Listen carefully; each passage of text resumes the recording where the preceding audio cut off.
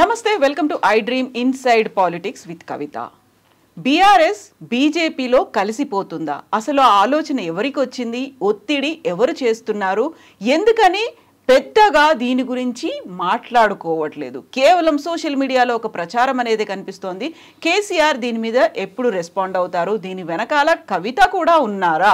ఓవరాల్గా దీని గురించే చర్చ జరుగుతుంది. దీని గురించే మనం మాట్లాడుకోబోతున్నాం. మనతో పాటుగా ఉన్నారు పొలిటికల్ అనలిస్ట్ ప్రకాష్ గారు. నమస్కారం అండి. సో కవిత మెయిన్ పాయింట్గా పెట్టుకొని ఢిల్లీ ఎన్నికల తర్వాతే ఇలాంటి విలీన ప్రక్రియ ఒకటి జరుగుతోంది అనేది, కవిత అప్రూవర్గా మారిపోయారు, ఈ కేసుల నుంచి తప్పించడం అనేది ఎన్నికల తర్వాతే జరుగుతుంది, ఈలోపు విలీన ప్రక్రియ అవుతోంది. అసలు ఏంటిది ఇదంతా? ఏం వింటున్నాము అంటే సోషల్ మీడియాలో ఒక ఛానల్లో వచ్చిన స్టోరీ ఏదైతే ఉందో, సరే ఆయన చాలా పాపులర్ వ్యక్తి కాబట్టి ఇది ఒక సంచలనం అయింది.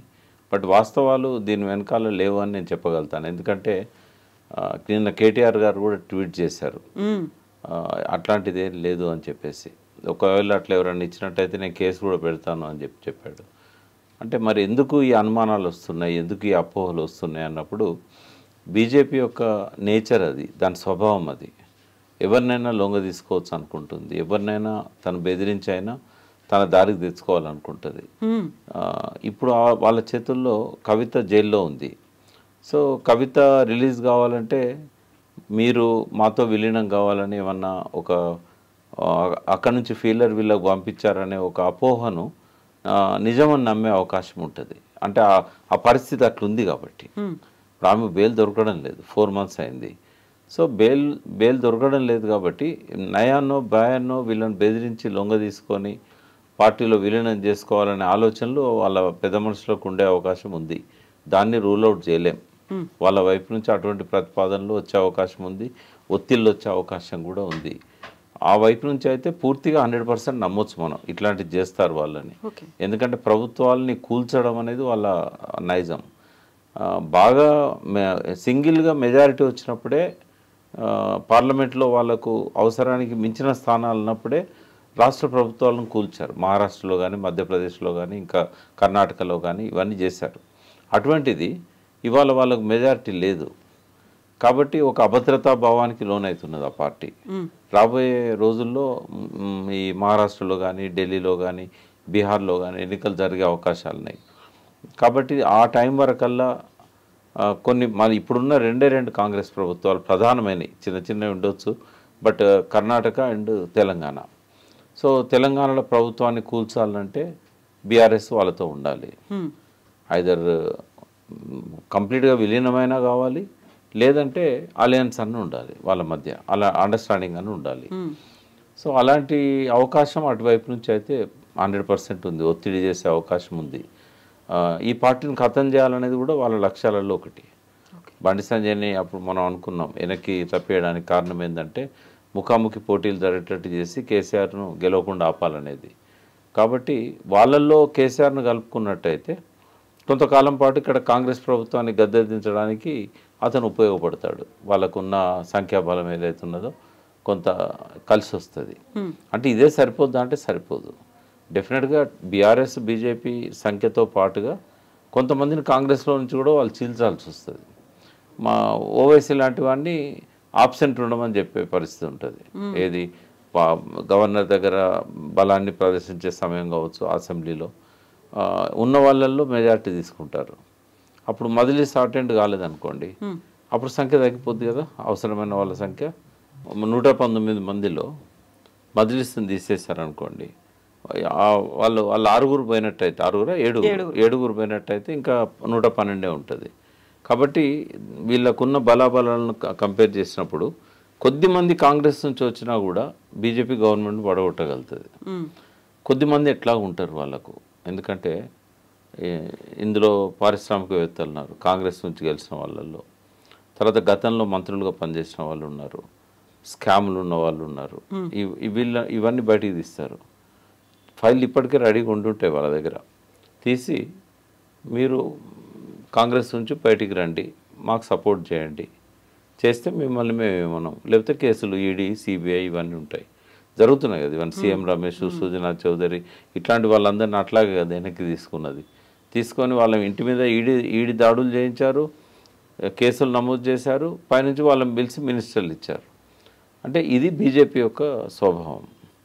అంటే ఒకప్పుడు బీజేపీ చరిత్ర చూస్తే చాలా బాధ అనిపిస్తుంది. 2000 సంవత్సరానికంటే ముందు వాజ్పేయి ప్రభుత్వం ఒకే ఒక్క ఓటుతో ఓడిపోయింది.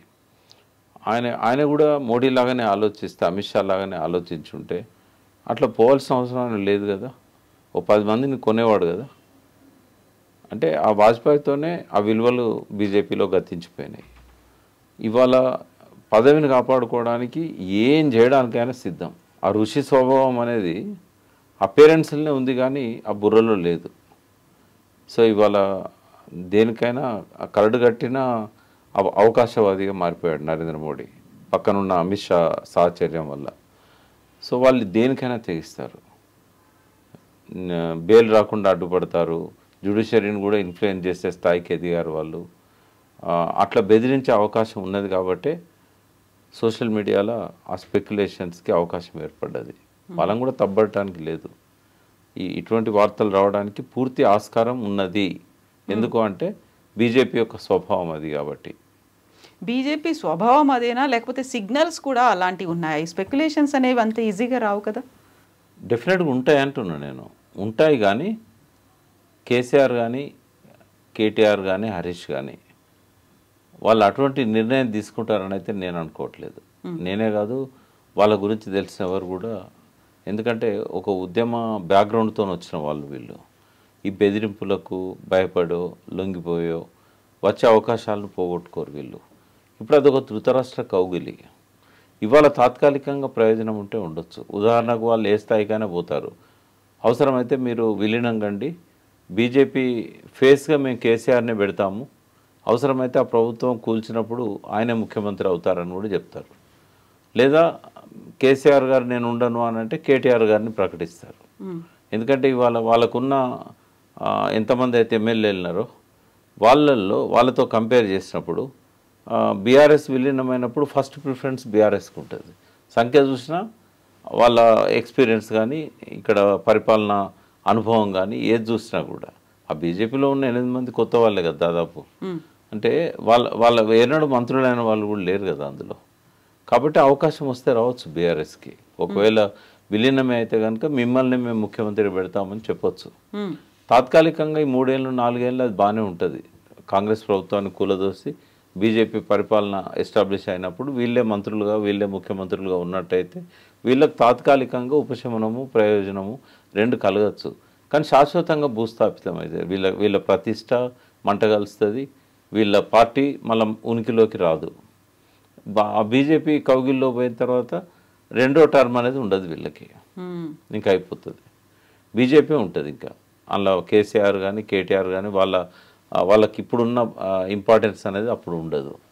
తాత్కాలికంగా 3-4 ఏళ్ళు వాళ్ళు మంత్రులుగానో ముఖ్యమంత్రులుగానో ఉంటారు. కానీ నెక్స్ట్ టర్మ్ మాత్రం వాళ్ళ ఆర్ఎస్ఎస్ కరడు కట్టిన వాళ్ళని వాళ్ళు ముందుకు తీసుకొస్తారు.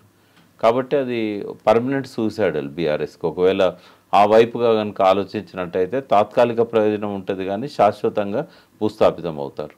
అటువంటి ఆత్మహత్యా సదృశ్యమైన నిర్ణయాన్ని కేసీఆర్ ఎట్టి పరిస్థితిలో తీసుకోడు. ఆయన బాగా ఆలోచిస్తాడు. ఈ 4 ఏళ్ళు ప్రతిపక్షంలో ఉండడానికి ఇష్టపడతాడు, నిందలు భరించడానికి ఇష్టపడతాడు, ఎదుర్కొంటాడు, ప్రజల్లోకి వెళ్తాడు, మళ్ళీ తనను తను సిద్ధం చేసుకుంటాడు. ఆయన అంత భయపడే వ్యక్తి కాదు. కవిత విషయానికి వచ్చినప్పుడు ఏంటంటే ఒకటి మనం అభినందించాలి ఆ అమ్మాయిని. కవిత చాలా మానసిక టార్చర్స్, మానసిక హింసను ఆమె టాలరేట్ చేసింది, భరించింది.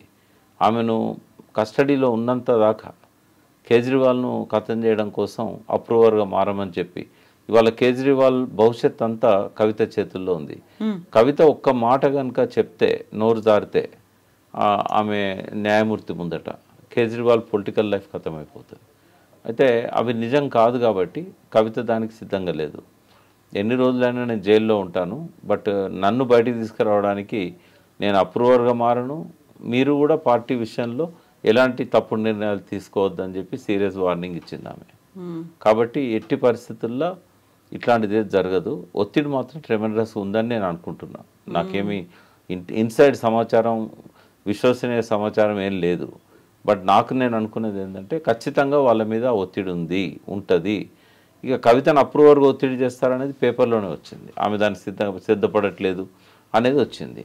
ఢిల్లీ నుంచి కూడా మనకు తెలిసిన జర్నలిస్టుల ద్వారా వచ్చే సమాచారం కూడా ఏంటంటే ఎట్టి పరిస్థితుల్లో ఆమె అప్రూవర్గా మారే అవకాశం లేదు, ఆమె మీద మాత్రం ఒత్తిడి ఉంది అనేది వస్తుంది. అప్రూవర్గా మారితేనే బెయిల్ ఇస్తాము. తర్వాత ఎవరైనా ప్రజాప్రతినిధులు ఆ పార్టీలోంచి వాళ్ళ వైపు రప్పించుకోవడానికి కూడా ఈ ఒత్తిడి తెచ్చే అవకాశం ఉంటుంది బీజేపీ. ఉదాహరణకు ఇక్కడ ఎమ్మెల్యేస్ ఉన్నారు, కాంగ్రెస్ దిక్కుపోతున్నారు, అంతా తమ వైపు లాక్కునే ప్రయత్నం కూడా చేయొచ్చు. ఇట్లాంటి ఒత్తిళ్ళు అయితే ఉండే అవకాశం ఉంటుంది.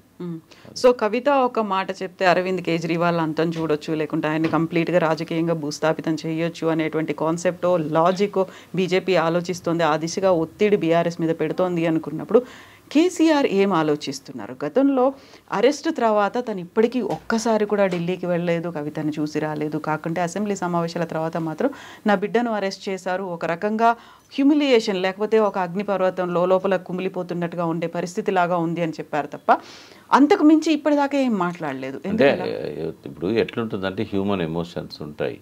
ఇప్పుడు తిహార్ జైలు దగ్గర పోయి ఆ బిడ్డను చూసి కన్నీళ్ళు పెట్టుకోవడము, ఆయన వద్దనుకున్న కన్నీళ్ళు వస్తాయి. ఇది ఒక నాయకునికి శోభనివ్వదు. ఆయన ప్రతిపక్ష నాయకుడు, నెక్స్ట్ అధికారంలోకి రాగలిగే అవకాశం ఉన్న నాయకుడు మళ్ళీ ఆయనే. ఆ రకంగా కనిపించడం అనేది సరైనది కాదు. మనసులోనే దిగమింగుకుంటారు బాధను. ఏం చేస్తారు? ఇప్పుడు ఇంట్లో కుటుంబ సభ్యులందరూ పోయి కలిసి వస్తున్నారు, కొత్తగా ఆయన కలిసినంత మాత్రాన వచ్చేది ఏముంది ఆయనకి? సో ఒకటి ఏంటంటే కేసీఆర్ నా బాగా తెలిసిన వ్యక్తి కాబట్టి కేసీఆర్ మనసు ఏంటంటే ఇంకొకరి కోసం తనే పని చేయడు. తనకి ఏదైనా ఇష్టమైతే చేస్తాడు, లేకపోతే మీడియా కోసము వాళ్ళు ఏమనుకుంటారు, వీళ్ళు ఏమనుకుంటారు, కవిత ఏమనుకుంటుంది, ఇవన్నీ ఏముండవు ఆయనకి. ఆయనకు పోవాలనుకుంటే పోతాడు, లేదు ఇది పొలిటికల్గా ఆయనకు బాగుండదు అని అనుకున్నప్పుడు పోడు ఆయన. దాన్ని మనం ఏమి నెగిటివ్గా తీసుకోవాల్సిన అవసరం లేదు. ఎందుకంటే ఆ కుటుంబంలో ఆయనకి నంబర్ 1 ప్రేమ కవిత మీదనే ఉంటుంది, మిగతా అందరికంటే కూడా. అందులో అనుమానమే లేదు. సో ఇప్పుడు కేటీఆర్ అండ్ హరీష్ ఢిల్లీలో ఉండి ఏం చేస్తున్నారు? తరచుగా ఎందుకని ఢిల్లీకి వెళ్ళొస్తున్నారు? దానికి ప్రధాన కారణం, బిహైండ్ రీజన్ ఇదే. ఒకటేమో లాస్ట్ టైం అయినప్పుడు సీరియస్గా ఆమె బెయిల్ అవకాశాల గురించి పరిశీలించిండ్రు. ఆమెను కలవడం అనేది ఒక ఇంపార్టెంట్ పాయింట్ ఉండే. ఆమె ఆరోగ్యం కొంచెం బాగాలేకుండే, అందుకని కొంత ఎయిమ్స్కి తీసుకెళ్ళి టెస్ట్ చేయించడము, వచ్చి చికిత్స చేయించడము, ఇట్లాంటివన్నీ కూడా జరిగినాయి. మొన్న పోయినప్పుడు ఏంటంటే సుప్రీంకోర్టు లాయర్స్ని కలిసి ఈ యాంటీ డిఫెక్షన్ లాని ఎట్లా ఇంప్లిమెంట్ చేయాలి, వీళ్ళని ఎట్లా పదవీచ్యుతులను చేయాలి ఎవరైతే పార్టీ మారారో, అంటే అది అవసరం పార్టీకి. ఇప్పుడు ఎప్పుడైతే కృష్ణమోహన్ రెడ్డి వెనక్కి వచ్చాడో ఈ ఒత్తిడి చేస్తే ఇంకో 4-5 ఎమ్మెల్యేలు వెనక్కి వచ్చే అవకాశం ఉంటుంది. వెనక్కి వచ్చిన వాళ్ళని వీళ్ళు స్వాగతిస్తారు. అదొక స్ట్రాటజీ ఉంది. అయితే బీజేపీకి వీళ్ళు అది బయటికి కనబడేటట్టు అయితే ఏముండదు కదా. వాళ్ళు తెచ్చే ఒత్తిడి కానీ వీళ్ళు ఇచ్చే సమాధానాలు కానీ ఇంటర్నల్గా ఉంటాయి, హాట్ లైన్స్ ఉంటాయి. కాబట్టి ఢిల్లీకే పోయి అక్కడనే ముఖాముఖి కలిసే అవకాశం లేదు కదా, ఫోన్ల ద్వారానే జరుగుతూ ఉంటాయి అన్నీ. అంటే దానికోసం మనం ఆలోచించాల్సిన అవసరం లేదు. కేసీఆర్ గారితో కూడా వాళ్ళు మాట్లాడతారు, అవసరమైతే మాట్లాడాలనుకుంటే. ఫోన్లలోనే కదా అంత కమ్యూనికేషన్. వాళ్ళకుండే ప్రైవేట్ నంబర్స్ ఉంటాయి, ఇతరుల నంబర్ల నుంచి మాట్లాడతారు. ఎంత ఫోన్ ట్యాప్ చేసినా కూడా దొరకవు. కాబట్టి దానికోసం ఢిల్లీకి పోయి వీళ్ళు ఎవరినో కలిశారనేది మాత్రం కరెక్ట్ కాదు. అది లాస్ట్ టైం కూడా వాళ్ళు ఎవరిని కలవలేదు, నడ్డాను కలిశారు, తర్వాత ఇంకెవరినో కలిశారని చెప్పి పేపర్లలో వచ్చింది, సోషల్ మీడియాలో వచ్చింది. అవన్నీ అపోహలే. సో ఒత్తిడి మాత్రం ఉంది ఢిల్లీలో బీజేపీ పెద్దల దగ్గర నుంచి, నేనైతే అనుకుంటున్నా. ఎందుకంటే వాళ్ళ స్వభావం తెలుసు కాబట్టి అనుకుంటున్నా. మనకెవరు కన్ఫర్మ్ చేయరు. ఒకవేళ ఒత్తిడి ఉన్నా కూడా మా మీద ఒత్తిడి ఉందని చెప్తారా వీళ్ళు? నేను ఉన్నదే అని అనుకుంటున్నా. ఎందుకంటే అది బీజేపీ ఆ రకంగా వ్యవహరిస్తుంది కాబట్టి. రెండవది 2 ప్రభుత్వాలు గట్టిగా ఉన్నాయి ఇవాళ కాంగ్రెస్వి, కూల్చాలనేది ఉంటుంది.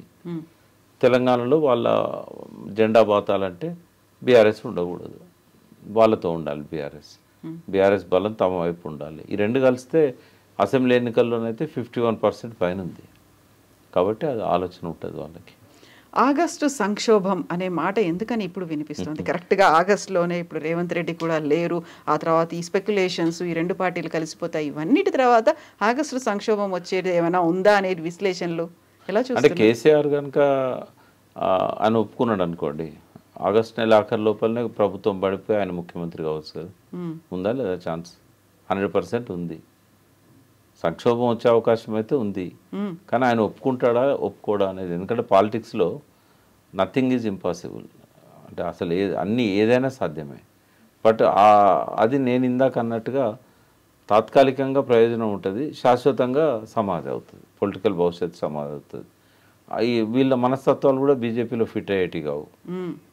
ఆయన మోనార్క్ లాగా ఉంటాడు, ఇంకోరి నాయకత్వం కింద పనిచేసే ఆ స్వభావం పోయి 25 ఏళ్ళు దాటింది ఆయనకి. కాబట్టి అది సాధ్యం కాదు అది.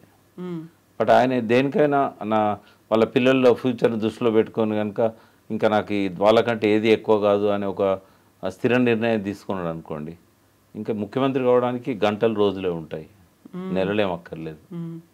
బీజేపీ అనుకుంటే ఎంతసేపు అది? వాళ్ళు అనుకుంటే 10-15 మందిని లాగలుగుతారు కదా కాంగ్రెస్లో నుంచి. రేవంత్ రెడ్డి ఎంత కాపాడుకున్నా 30-35 మందిని కాపాడుకుంటాడు. మిగిలిన వాళ్ళైతే ఊగిసలాడే స్వభావం ఉన్నవాళ్ళు, వాళ్ళ జుట్టు ఏమైనా బీజేపీ చేతిలో ఉంటే కనుక వాళ్ళు తప్పనిసరి పోవాల్సి వస్తుంది. ఏది లేకపోయినా ప్రలోభాలకు కూడా గురయ్యే అవకాశం ఉంటుంది. అంత నిజాయితీగా విలువలను పునాదిగా పెట్టుకొని ఎదిగిన నాయకులు ఎవరు ఆ పార్టీలో లేరు కదా. కాంట్రాక్టర్లే కదా అందరు కూడా. కాంట్రాక్టర్లు అవకాశం ఉంటే ఏమైనా చేసి డబ్బులు సంపాదించాలనుకున్న వాళ్ళే ఇవాళ పార్టీలో చాలామంది గెలిచారు. అటువంటి వాళ్ళు పార్టీ మారడానికి, గోడ దునకడానికి ఏముంది అలా? మంత్రి పదవులు ఇస్తామంటే కూడా వెళ్ళే వాళ్ళు చాలామంది ఉంటారు. అసలు కేసీఆర్ మధ్యలో ఏముంది, ఏం ఆలోచిస్తున్నారు ఆయన? నాకు తెలిసి అయితే ఆయన ఫైట్కు ప్రిపేర్ అవుతున్నాడు. నెక్స్ట్ కొంతకాలం అపోజిషన్లో ఉందాం, నెక్స్ట్ ఫైట్ చేద్దాం, గెలుద్దాం, ఎవరు పోయినా అదే చెప్తున్నాడు ఆయన. మళ్ళీ కొట్లాడకు సిద్ధంగా అండి. ఎమ్మెల్యేలు పోయినంత మాత్రాన మనకు పోయేది ఏం లేదు. మనం జనంలో మనం ఉంటాం, జనం రియలైజ్ అవుతారు, జనం రియలైజ్ అవుతున్నారు. వీళ్ళ ఫెయిల్యూర్స్ అన్ని ప్రజలు చూస్తున్నారు. కాబట్టి వెయిట్ అండ్ సీ అనే పద్ధతిలోనే ఆయన ఆలోచిస్తున్నాడు. ఆయనకేమీ బీజేపీతో కలవాలని కానీ, మనసు నిండా కోపం కూడా ఉంది బీజేపీ పట్ల. దానికి భిన్నంగా ఆయన వ్యవహరిస్తాడని నేను అనుకోవట్లేదు. ఎస్ ప్రకాష్ గారు, థ్యాంక్ యూ సో మచ్ అండి. Thank you.